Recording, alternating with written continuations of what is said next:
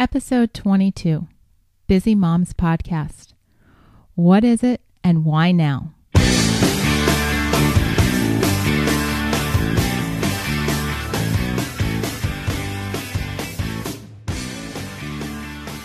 Welcome to the Busy Moms Podcast, where I talk about being real, about marriage, motherhood, and all that comes with it. This is Alisa DiLorenzo, and this is the first podcast in this series, and it was one of those things that was born out of conversations that I've had with many of the listeners to our One Extraordinary Marriage podcast and moms that I'm familiar with, and even myself. I've been a mom for 7.5 years now, and I realized that we as moms struggle with wearing anywhere from 2 to 20 hats on any given day. And a lot of times there's not a voice for some of the struggles that we go through. We are all busy moms, whether you have one kid or you have 5 kids. You are juggling so many things, very much like I am. I am a business owner. I also work with my husband in a separate business, One Extraordinary Marriage. I have 2 children. I am a mom, I am a sister, I am a wife, I am involved in the kids' schools, I am involved, at our church, involved in the marriage ministry. There are a lot of different hats that we moms wear, and the conversations and the comments that we've seen through One Extraordinary Marriage really started to get this idea going for me that, I want the women out there to have a voice. I want all of you listening to have a forum where we can talk about topics that are weighing on our minds, things that we struggle with as moms. How do we balance work and kids? How do we balance, getting the house cleaned when there are business priorities to take care of, there are kid priorities to take care of, there are spouse priorities to take care of, and, really dirty dishes, dirty laundry. I have to be honest with all of you. Those are way, way, way down on my list of priorities. My husband, if he were on, and some of you have heard him talk, he will be the first to admit that house cleaning is not my forte. I am very happy to hire a house cleaning crew to come and clean our house because I'm not good at it. And I don't enjoy spending my time doing it. I know there are some of you out there listening who are going to be like, oh, but I just love a clean house. I do too. I just don't want to be the one to do it. And with the other things that I do, it's not fun for me. I get no personal satisfaction out of cleaning my own house.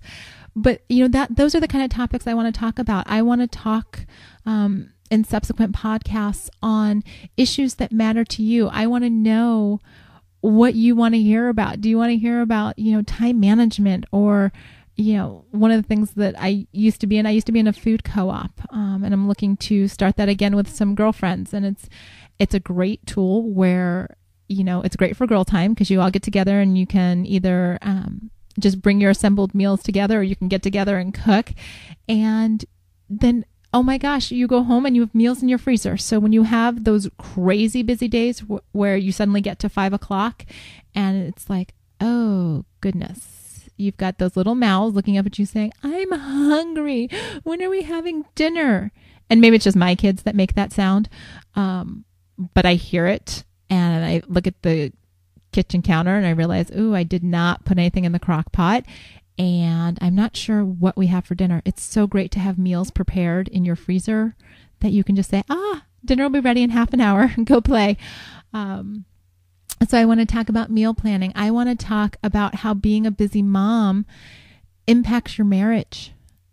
There are definitely those times when I am doing too much and my marriage suffers. Too much other stuff, not family related stuff like taking care of the kids, but too much other. I said yes to this person and I said yes to that person, and I overbooked our weekends with activities, and I get the look from Tony that says, what about me? You're so busy with everyone else. Where do I fall on your priority list? And that's a struggle. That's a struggle for us moms, because we enjoy feeling needed. We enjoy being busy for the most part. Maybe not always what we're doing, but we get the downtime and it's good to relax and rejuvenate ourselves. And I'm all for girls' night, girls' day, girls' weekend, those times where we just kind of get a time out from life to rejuvenate, recuperate, spend some me time, but it's all the other time. How do we effectively and not so effectively, because you guys will learn in subsequent podcasts that I am so far from being perfect at this mom and wife thing that there are days when it's laughable. There are days when I question why I had one child and then had a second one, because between their tantrums and me being at the short end of my stick, I think, what was I doing? What kind of joke did God have on me giving me children? Because they're not handling it well. I'm not handling it well. And, what am I supposed to do? I think sometimes in motherhood, we do a really good job of putting on this face of, oh, I've got it all under control. Somebody asks you how you're doing and forget the fact that one kid has already thrown up on you. You're late for an appointment and oops, your shoes don't match. You just look and smile and say, oh, I'm doing well, thanks. How are you? Lie, lie, lie. But we don't want anybody to know that we don't have it all together. And I'm here to say, you know what? There are lots of days I don't have it all together. And I would bet some of you listening probably feel that same way. And I want to talk about the craziness of motherhood and wifehood and how we do things right some days, where everybody, we sit down at 6:00 to a home cooked dinner and the kids get along and you're actually able to have a conversation with your spouse and you're thinking, I must be in the twilight zone because this is not how the kids were acting 5 minutes ago. And I bet 5 minutes after dinner, they're going to be back at bickering at each other. But, you get this 10 minutes of dinner where everybody's just calm. And then, one kid, looks at each other cross-eyed or takes the last piece of, fruit, and all of a sudden chaos erupts and you're on to the next activity, which in our house is, bath and bed, which involves stories and diapers and, all kinds of craziness. But we do it. And as a mom, that there are no days off, even if we're going out of town for a weekend or, a girls' night. I remember seeing a post from a cousin a few weeks ago. She's got, her baby's about 8 months, and just seeing how she posted, okay, everything's all ready for, daddy and the baby to spend the day together. And I remember laughing, thinking, how often have I done that? How often have I made plans to go out and, I make sure everything's ready for Tony, and more so when the kids were little. Now I kind of leave him to fend for himself. And partly it's because I've realized that he's perfectly capable, and partly because, I'm not going to add that extra activity on my list. I make sure there's food in the house, and, but I remember those early days where I would be planning to go out, and I would also do, double planning to make sure that there were diapers and formula and, all of the favorite loveys for the kids. And, and it was just kind of one of those like, oh, I remember that. I remember doing double duty for me to leave the house. Although, Tony would go off to work in the morning and he's like, see ya, bye.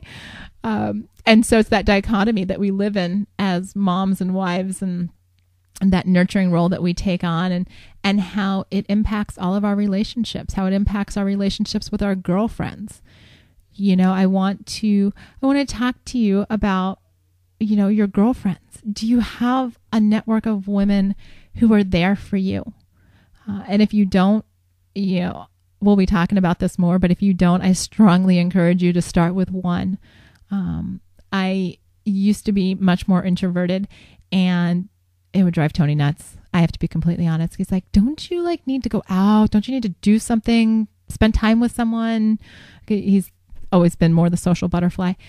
And it wasn't until the last couple of years that I have made some incredible friendships with women that have seen me through crazy times, personally, both with Tony and with children.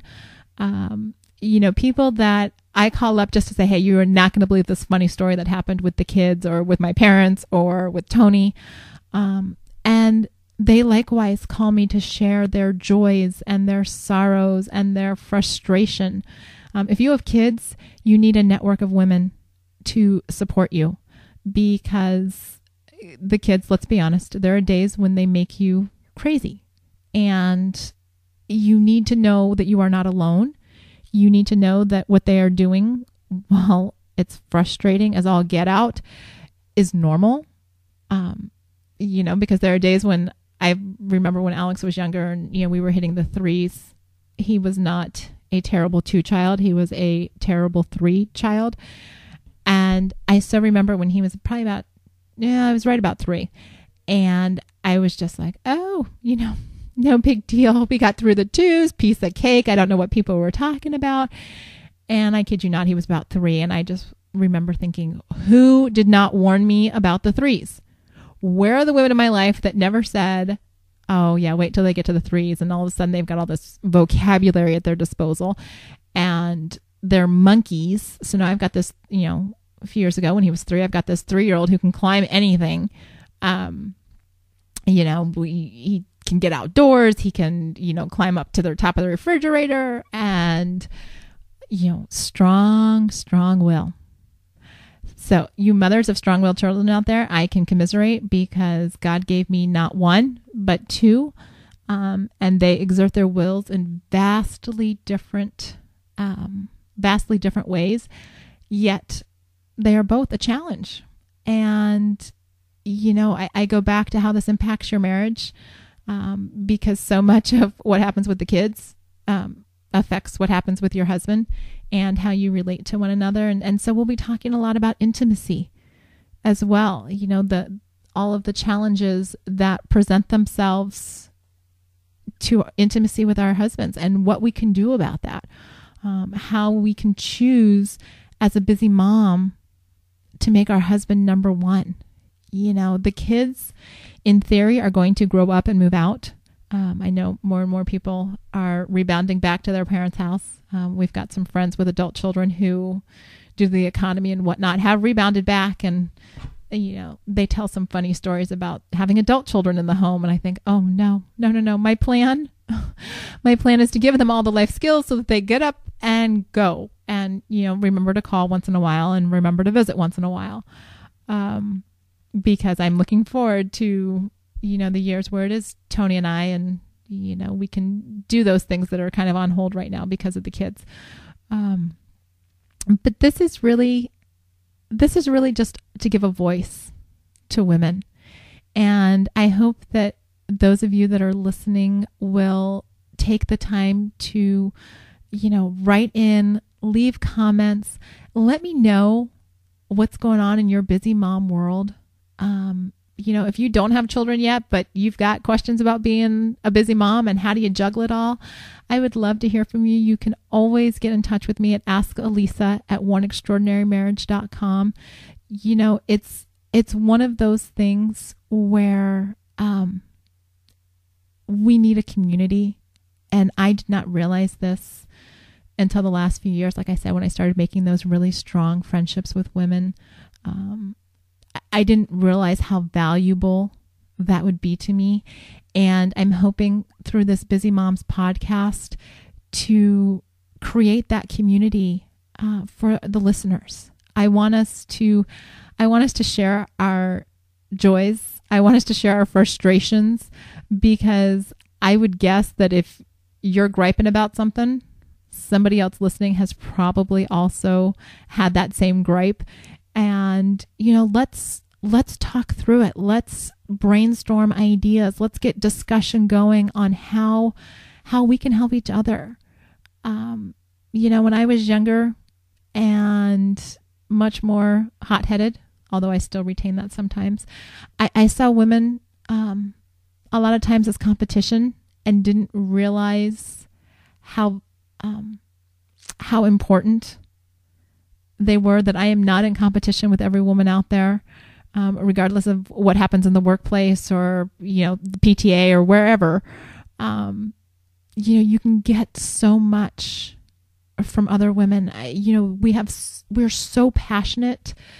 I was talking to a girlfriend last night and learned that she's been researching aprons. She knows more about aprons than, just about anybody I've probably ever met, and she's telling me about her collection and the history of aprons. And I remember thinking, wow, I had no idea. One, I didn't know so much about aprons, but two, I didn't know about the history and how that is a passion of hers. And I think we have so many undiscovered passions that we are either afraid or don't have time to share. And I hope through the Busy Moms podcast that this will be a safe place for you to share, because I want to get to know you. I want to get to know what makes you tick, in terms of doing this mom thing. And, I promise you that I will, be completely honest in terms of where I lie on the spectrum of getting it right and not getting it right. And, there are those times when I do both within 30 seconds, it seems like. So we're going to have a lot of fun with this podcast. And again, you can reach me at askalisa at oneextraordinarymarriage.com. And I look forward to hearing from you and forging new friendships with you. I think this is going to be really special for all of us. Take care.